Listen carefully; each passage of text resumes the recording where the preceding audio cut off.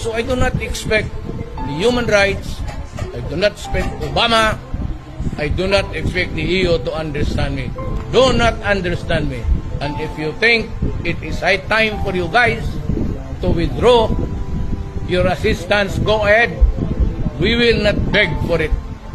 We have a problem here trying to preserve our society. And you mess up by human rights. Tinatakot pa ninyo kami yung assistance. Ano paningin ninyo? Ano paningin nyo sa amin? How do you look at us? Mendicants? Na sige lang, hindi kami sunod-sunod kami. We will survive. We will survive. Maski magkahirap dito, we will survive. I'll be the first one to go hungry and I'll be the first one to die of hunger. Huwag kayong mag-alala. But we will never compromise our dignity.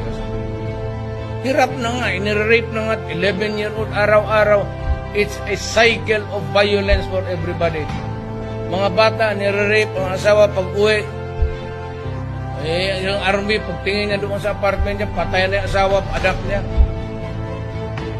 Hindi nyo intindihan, you'll never understand hindi nila maintindihan yan. So I do not expect the human rights,